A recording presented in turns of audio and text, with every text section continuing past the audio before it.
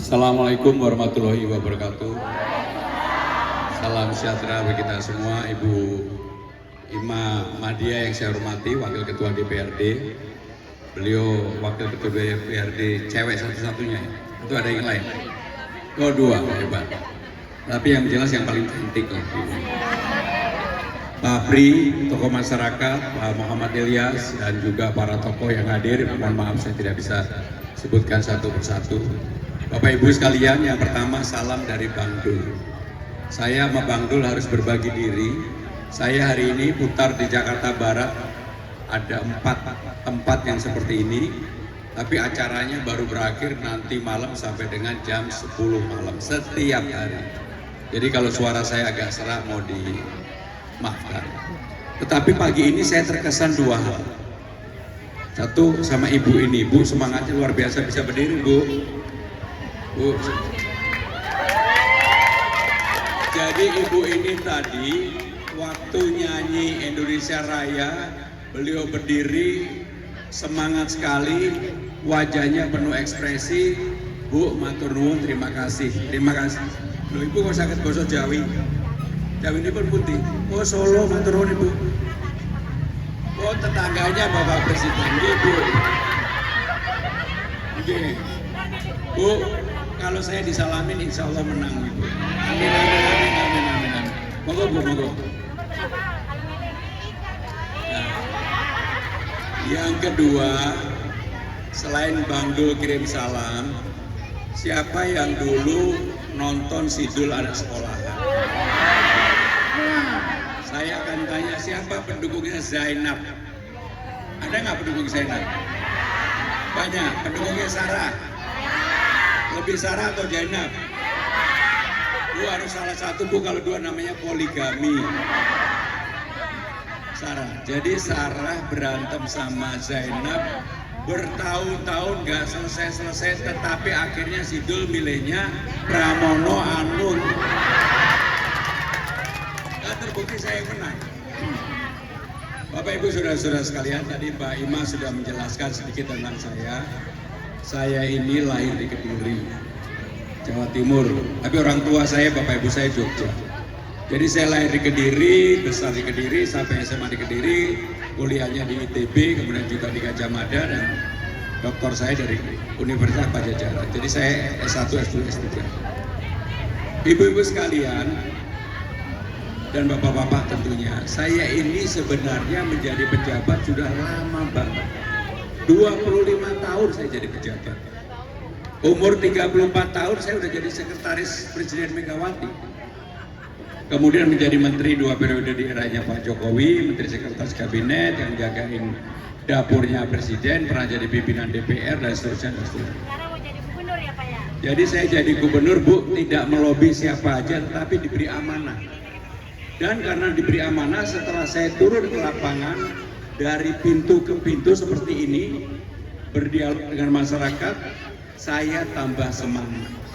Dan saya sekarang gigih betul untuk bisa memenangkan pertarungan ini, karena saya ingin berbuat yang terbaik bagi warga masyarakat. Bapak Ibu sekalian, Pak RT, Pak RW, LMK, Pak Pri, dan semuanya yang hadir, jujur saya sebenarnya sudah selesai dengan diri saya. Sudah selesai. Tetapi setelah saya melihat berbagai persoalan yang ada di bawah ini, urusan RT RW, urusan Dasa Wisma, urusan Jumantik, urusan kartu Jakarta Sehat, urusan kartu Jakarta Pintar, urusan kartu lansia, dan sebagainya yang begitu banyak dan belum terselesaikan karena pendataannya tidak baik dan seterusnya, maka saya akan gigih berjuang untuk melakukan perbaikan itu dari bawah. Sekarang saya mau tanya, siapa yang sudah dapat KJP tiba-tiba hilang? Ibu udah dapat KJP? Anak, udah berapa lama dapat Bu? Sekarang udah nggak dapat lagi anaknya. Ibu juga? Dari kelas 2 SD, kelas 4 udah berhenti. Hilang tiba-tiba, nggak ada pemberitahuan sama sekali. Siapa yang dapat kartu lansia kemudian tidak dapat lagi yang lansia? Ibu lansia udah nggak dapat lagi, tiba-tiba hilang. Oh, ibu belum pernah. Ibu Udah pernah dapat tapi, saudara-saudara sekalian, persoalan kartu lansia, kartu Jakarta Pintar itu menjadi PR utama bagi gubernur siapapun yang menjadi gubernur sebenarnya. Karena inilah warga yang memang membutuhkan, warga yang memang betul-betul harusnya dapat tetapi tidak dapat karena apa? Pendataan yang buruk. Yang berhak menerima tidak menerima, yang tidak berhak menerima karena dekat dengan yang bagi akhirnya menerima. Jadi nanti Bu, kami akan awasi langsung yang memang berhak menerima wajib untuk diterima oleh yang bersangkutan. Gak boleh lagi oleh orang lain. Sebab apa? Sebab yang paling utama itu yang membutuhkan adalah panjenengan sedaya warga-warga ini yang memang membutuhkan. Dan bahkan kami akan melanjutkan program-program yang baik dari Pak Anies maupun Pak Ahok yang sudah berjalan baik dilanjutkan. Bahkan untuk RT RW sekarang ini RT kan dapatnya 2 juta, RW 2,5 juta. Untuk RT kita kalikan 2 nggak cukup kalau hanya 2 juta. RW kita kalikan juta jadi 5 juta RW-nya. Coba sekarang yang Jumantik 500.000. Jasa Wisma juga 500.000. Semuanya kita kalikan 2. Kenapa?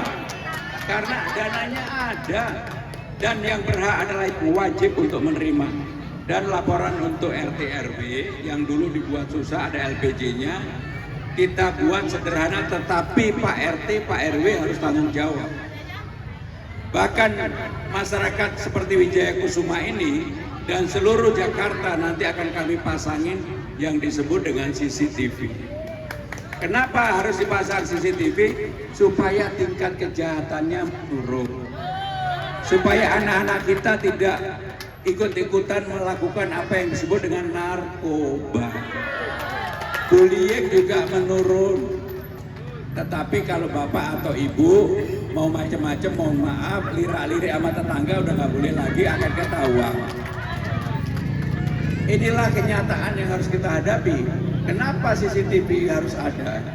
Di semua negara maju, di seluruh dunia, mau New York, mau London, mau Singapura, mau Tokyo, mau Shanghai, mau Beijing, semuanya sudah pakai itu.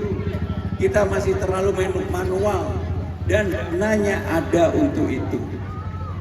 Bapak-bapak, ibu-ibu sekalian, termasuk yang KJP tadi, yang dulu menerima terus tiba-tiba hilang. Saya ingin tanya yang sekarang KJP-nya masih terima siapa? Ibu, Bu, anaknya udah pernah lihat Ancol belum? Anaknya udah lihat Taman Mini belum? Anaknya udah pernah lihat Ragunan belum? Pengen nggak yang menerima KJP supaya mereka punya pendidikan lapangan, melihat Taman Mini, Ancol ataupun Ragunan, mau nggak Bu? Maka nanti bagi penerima KJP minimal 2 atau 3 kali dalam setahun didampingin orang tuanya, digratiskan untuk lihat Ancol, Taman Mini dan Ragunan. Yang berikutnya saudara-saudara sekalian, di Wijaya Kusuma ini PPSU-nya ada nggak? Ada. Dulu semangat untuk PPSU itu, orang yang menjadi PPSU adalah orang yang mau kerja keras. Bukan orang yang ijazahnya SLTA, tapi yang mau kerja keras. Maka kalau saya diberikan amanah itu, yang bekerja di PPSU nggak perlu ijazahnya lulusan SLTA. Yang paling penting adalah orang yang mau kerja keras dan sungguh-sungguh. Sehingga dengan demikian untuk PPSU-nya seleksinya dilakukan secara terbuka. Tetapi yang paling penting adalah siapapun yang akan di PPSU yang mau kerja keras, yang mau menafkahi keluarganya. Karena apa? Pendapatannya itu UMR.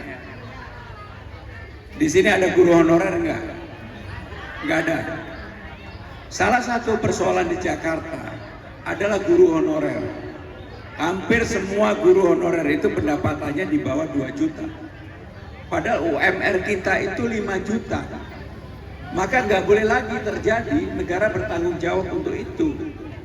Sehingga bagi guru honorer, terutama guru-guru PAUD, mereka gajinya harus UMR. Jelas gak Ibu Stoyo? Nah, yang terakhir dari saya, nanti kalau ada pertanyaan kami persilakan. Salah satu problem, kalau saya nggak tahu apakah di Wijaya Kusuma ini ada problem atau enggak. Salah satu problem masyarakat di Jakarta adalah ketika mengawinkan anaknya atau mengkitankan anaknya atau tempat untuk bergotong royong bersilaturahmi nggak ada. Maka saya sama Bang Dul, kalau nanti ini merupakan amanah kami, semua kelurahan punya yang namanya balai rakyat. Apa fungsinya balai rakyat? Kalau bapak ibu yang tidak mampu mau mengawinkan anak, ada tempatnya. Asal bapak ibu jangan mau kawin sendiri ya, anaknya yang kawin. Kalau mau mengawinkan anaknya ada tempatnya. Mau mengkitankan anaknya ada tempatnya. Mau silaturahmi seluruh warga kelurahan ada tempatnya. Dan tempatnya yang mengelola bukan bapak ibu tetapi pasukan PPSU yang sekaligus ini membuka lapangan pekerjaan. Maka dengan demikian saudara-saudara sekalian, saya tahu betul dulu saya 25 tahun membuat kebijakan. Saya pikir kebijakan di atas itu sudah baik. Ternyata saya makin turun ke bawah, ke masyarakat, ke rakyat, banyak yang belum berjalan dengan baik. Itulah yang kemudian hati saya betul-betul disemangati untuk turun ini. Saya setiap hari turun 10-11 titik, biasanya selesai jam 10 malam, maka suara saya ini udah habis. Ini tadi aja di sepanjang jalan udah makan kencur tapi nggak nolong. Asam Jawa. Bapak Ibu saudara-saudara sekalian, yang terakhir dari saya, nanti kalau ada pertanyaan mungkin dua atau tiga pertanyaan monggo. Saya mohon didoakan, saya mohon disupport. Kalau memang ini amanah saya akan kerja dengan sungguh-sungguh. Dan dalam kampanye saya tidak mau membawa kampanye agama, identitas ataupun menjelek-jelekan siapapun, nggak mau. Jadi saya benar-benar mau, kalau memang ini amanah saya mau bekerja keras untuk Bapak Ibu sekalian sekaligus kasih saya untuk warga Jakarta. Demikian, terima kasih. Wassalamualaikum warahmatullahi wabarakatuh.